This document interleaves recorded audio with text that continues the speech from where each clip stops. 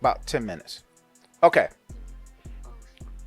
So now with that being said, the Levitical priesthood sacrificed animals. We've seen that in Hebrews 9. Every time they sacrifice animals, this shows the sacrifice of the sin to forgive the people. They have the scapegoat.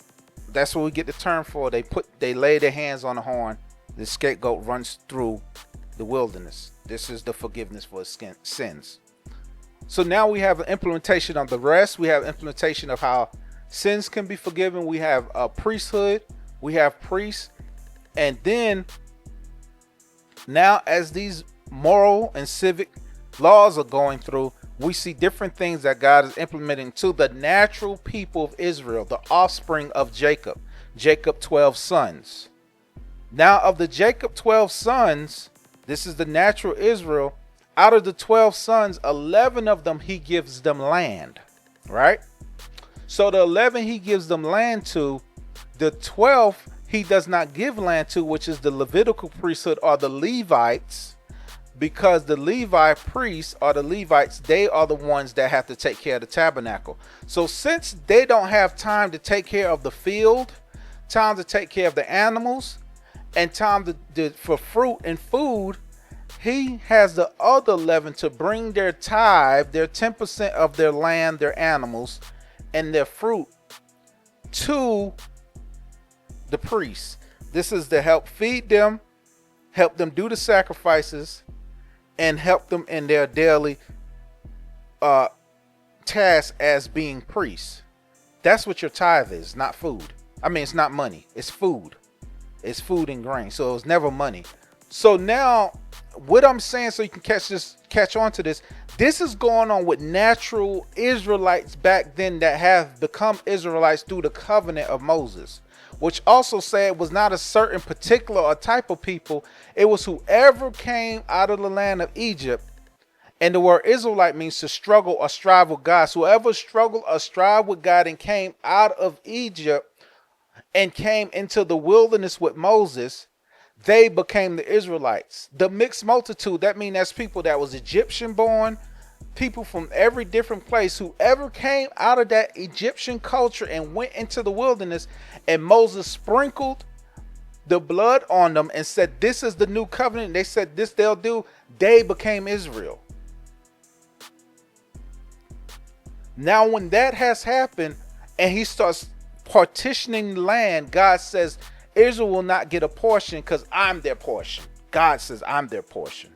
So the people have to take their land and take 10% of their land, 10% of their animals, and their first fruits, their fruit, literal fruit, and give it to the priests as their tithes, their 10% of their grain. It was never their money. The first fruit is not money. It's fruit, literal fruit.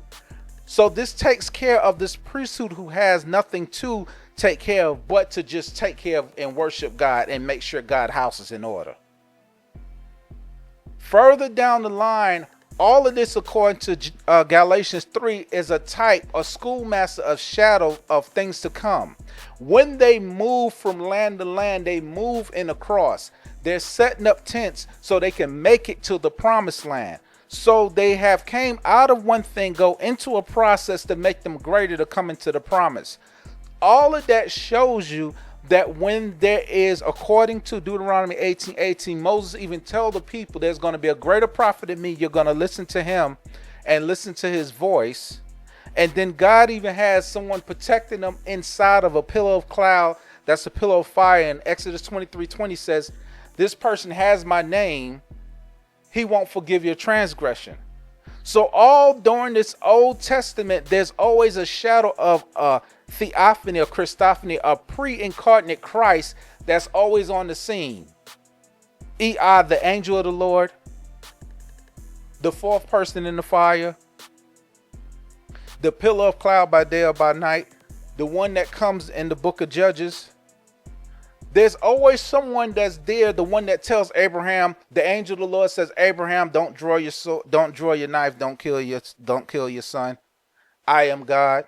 The one that tells Jacob that was at the top of the ladder, when he's seeing the ladder go up and down, says, I am God. The one that God tells him in Genesis 35, God tells the Jacob to go to the angel of the Lord and make an altar for the angel of the Lord. So we're seeing that there's another Lord that's here the whole time, that God the Father is always interacting with, but they both call each other God. Because the angel of the Lord keeps saying, I am God. I am the one that you seen in Bethel. I am the angel that you wrestled with. So now when we get into the New Testament, when Christ comes on the scene, we have a full representation of what Christ is supposed to do. He's supposed to be the messenger, Malach, Angelos, the angel of the Lord, the messenger, because he's the message, the word of the Lord, John 1:1. He's supposed to be our high priest that intercedes. He's supposed to be the prophet that Moses talked about in Deuteronomy 18, that the people was talking about. Matthew, he said, who do you say I am? Some say you are the prophet. He's supposed to be the suffering servant, according to Isaiah 53. He's supposed to be the servant, according to Philippians 2:5, that comes because he's a servant, because he's serving the Father. That's why he says the Father is greater than I. He's talking about in role, not in essence or what they are. He's talking about in role. And he's supposed to also be the King of Kings and the Lord of Lords, because it's his kingdom. He has to fulfill all that while walking on the land and being sinless, and also have people under his tutelage for 3 years before they can even go out and preach the word. Oh wow, that's good right by itself. Those disciples, they're sitting under the rabbi. Rabbi means teacher. Master means teacher. They're sitting under the rabbi, the master, the teacher, who's telling them how to conduct yourself. That's why we have the Beatitudes in the Bible, and showing you how to go out and outreach and reach the people, how to do everything to set up. So when I go, my 28:19 Great Commission will make sense because you've done it already. Matter of fact, I'm going to do a prototype in shadow and send y'all out 2 by 2 according to the book of Luke. And then y'all going to get excited and say, hey, everyone was subject to me. Even Dean was afraid of us. And Jesus comes back and said, I seen Satan fall like lightning. And though I seen Satan fall like lightning, what's more important is that your name is written in the Lamb's book of life. Cross gospel, Matthew 11. Come to me, I'll give you rest, for my yoke is light. My yoke is not heavy, my burden is light. If you come to me, I'll draw all men to me. If you lift me up, I'll draw all men to me.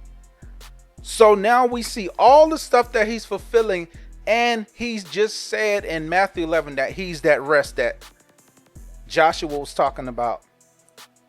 David was talking about in Psalms 95. The Father implemented through Exodus that he is that rest. So at the end of the day, you have a son, which is a king, a prophet, a priest. He's a lamb, which means he's a sacrifice. And he's a slave, which means he's a servant.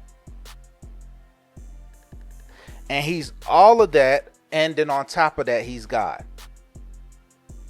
So when you read your 4 gospels, your 4 synoptic gospels, each one of the gospels explains what he is. One tells you how he's the suffering servant. One shows you how his divinity, that he's God. One shows you that he's man. And then there's another one that explains his priesthood, right? So all of this, at the end of the day, breaks down who Christ is and what he's doing and what's the point of the Messiah. Now, if you don't understand that, if you don't get that, it's going to be hard for you to understand the Bible,